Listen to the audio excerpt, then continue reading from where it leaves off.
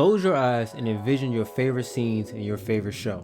Doesn't have to be anime or shonen in particular, it could be any show. I imagine the scene has a few consistent key points regardless of which show you picked. It likely garners some sort of emotional response, whether it be one of excitement, sadness. It likely has some sort of memorable dialogue or interaction that's easily recognizable amongst even the most casual of viewers. And in shonen anime in particular, like the one this channel is built around, it likely has some of the coolest visuals or fight choreography you've ever seen on screen or panel. Naruto is no stranger to iconic moments and memorable scenes that still get discussed and revisited even today, years after the main series conclusion. One of the coolest things about this series is that you can pick from a multitude of different moments, and it is very likely somebody's favorite moment in the entire show. In this video, I'm going to single out 5 of these moments in no particular order that I personally believe to be the most iconic of them all, although it's very likely that my list can change as soon as next week, who knows. Now it goes without saying that you may disagree with this list. Your list may look different than how my list looks. Now without rambling on too much further, let's just jump straight into the list.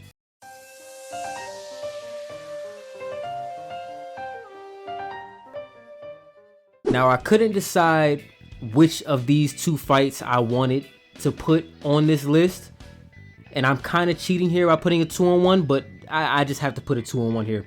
Naruto and Sasuke part 1 and part 2 easily is some of the most iconic shit we've seen in this series. You can ask the most diehard of fans, you could ask the most casual of fans, hell, you could ask somebody who's never even seen the show before in their entire life. There was a point in time where I had never seen the show in my entire life, and I watched this scene, I watched this fight, either one, both 1 and 2. I watched both fights and I thought to myself, damn, I might have to pick this series up. Starting with the latter half, actually, I want to start with number 2 in particular. This fight is pick any fight in any anime, any final boss, end of series, climax fight, and if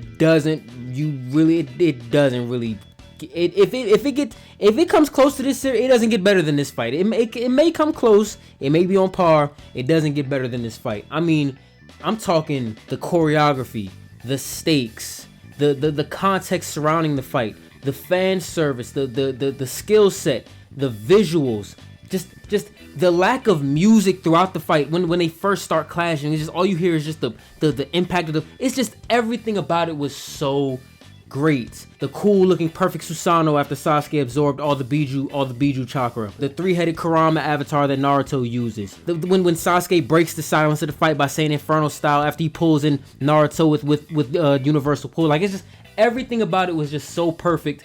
And much like the part 1 fight, a lot of fight choreography that we see in other animes drew from this fight. We can transition over to part 1 now because I don't want to start repeating myself, but if you look back at the part 1 fight, we can start with the surrounding lore around the fight. First off, up to this point in the series, when they first squared off in the Final Valley, the entirety of part 1 was just draped in stakes and tension and just a overwhelming sense of danger that I feel really served to help draw me into the series. Because let's face it, who really likes a series where there's no stakes, you always know the hero's gonna win?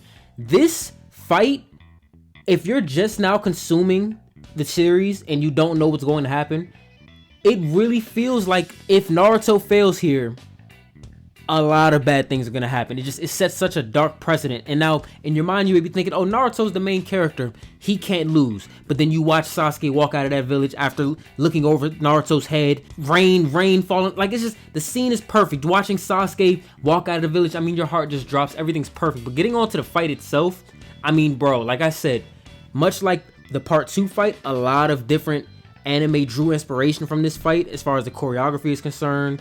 I mean, hell, Naruto going to Sasuke's body, the back and forth nature between Naruto's winning, now Sasuke's winning, oh, now Naruto's going KKM0, and now Sasuke's evolving his curse mark. It's just beautiful. The anime retelling, the anime showing of this fight is a bit more, for lack of a better term, animated than the manga showing, you know, with the whole Naruto Shadow Clone ladder thing going on.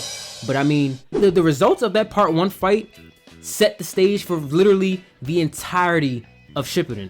Like seriously, Sasuke leaving the village after being the victor in this fight spawned the entirety of part 2 of Naruto.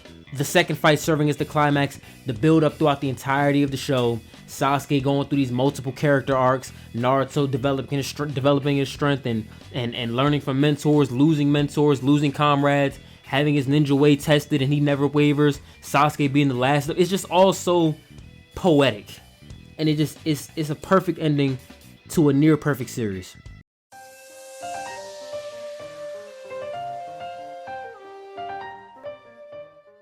This is another one of those scenes where even if you've never picked up the series before in your entire life, you've seen this scene and you've been intrigued by this scene. Pain completely, and I mean completely devastating the entirety of the Leaf Village. I'm talking he's running through everybody. People that we've seen up to this point in the series and thought were untouchable, like Kakashi, people like Tsunade, people we thought were off limits and wouldn't die. Sakura crying out for help as Naruto arrives at the village, Guy being away. It feels like everything is just going wrong and there's no immediate answer in sight. And then poof, Naruto standing on top of all the sage toads and arms crossed with the scroll on his back and the pigmentation around his eyes. The camera's panning from around his back. The Jiraiya, I don't even know the name of the instrument that plays, but you know that sound. I might even play the sound in the video. Jiraiya is dead at this point. Like it's a really full circle moment. Naruto just looks like a complete badass arriving on the battlefield, and I can bring up the pain fight. I can bring up Naruto's arrival in the pain fight,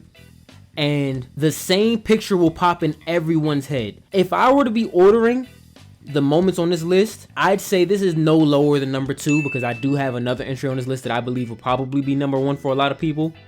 But I mean, depending on your criteria, but this would fall no lower than number 2. It has to be on a list like this.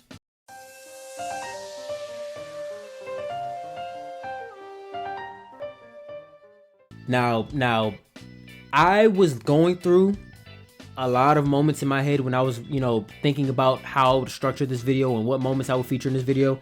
This one actually didn't immediately come to mind, and I'm actually kicking myself for it, because this is another one of those scenes where if you talk to any casual viewer or anybody who may have seen the show in passing, and you ask them which scene they've seen from the series, it could just be one scene. It would be the scene of Madara slow walking towards the 4th division and running through everybody. The guy yells out, teeth baring his teeth, spit flying, everyone charges towards Madara, and then getting absolutely fucking boat raced, dog walked, mollywopped, clapped, whatever word you want to use. It's what Madara did to them. And this scene right here, I'll tell you what. The first scene that I ever saw, I got introduced to the series kind of late, so the first scene I ever saw that made me actually really want to get into it was Momoshiki versus Naruto and Sasuke. This was another one of those scenes where it's like, damn, that's how they coming in Naruto? This is what we doing? Okay, I might have to watch this shit. First off, it perfectly introduced a character that was facing an impossible weight of expectations.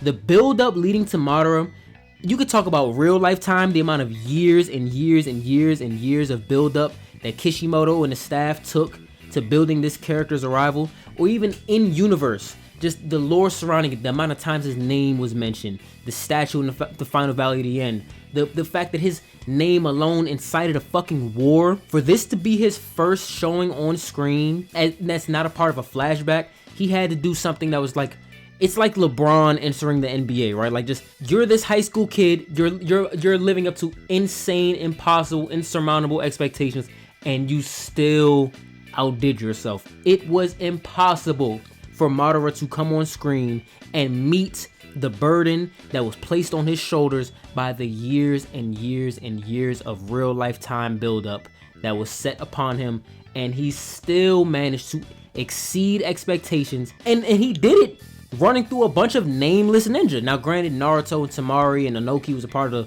and Gaara was a part of the group that he was facing at that time, but in the particular scene that I'm referencing, it's literally just nameless ninja, and you're just watching. It's nothing but taijutsu and one fire jutsu, and it's cool as hell, and it's one of the most iconic moments in the series, and it's not debatable.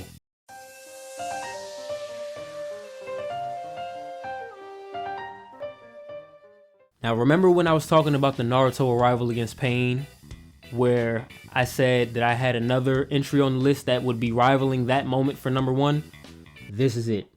Lee versus Gaara is the scene of Naruto. After this scene and after the drunken scene against Kimimaro, I'm struggling to think of anything he did outside of throwing the kunai against Madara to help out Minato teleport away the true seeing orbs in the guy versus the 8-gate guy Madara fight. What the hell else did Lee do that was even remotely as cool as when he took off his ankle weights against Gaara and started whooping his ass? This is the iconic scene of Naruto, point blank period. In fact, I'm going to declare it the most iconic scene of Naruto. It just is. I mean, at this point in the series, Gaara just felt like this otherworldly, mystical, untouchable guy. They even said how no one's ever damaged him. His sand defense is ridiculous. He's just this insane, out of his mind, just damn near devilish kid that everyone's afraid of in universe. And Lee just shows up as this untalented, goofy-looking a kid who's just incapable of doing anything but punch and kick really hard. He takes off these ankle weights. Everyone's like, oh man, what's that shit gonna do? He drops them and the whole damn earth splits open. And all of a sudden he's a goddamn blur and he's whooping Gaara's ass. It's the cool, yo. You know a moment is cool as hell, iconic as hell, when you have a character who accomplishes jack shit the entire series, and yet everyone believes he's he's just this mega beloved badass because of this one feat, this one moment that he had whooping on Gaara. And mind you, he lost the fight. But this one scene carried his entire legacy. If there's one scene you're looking for to encourage you to pick the show up, or if you're trying to get someone to pick the show up, show them this scene and then come back to the comment section and tell me how that went.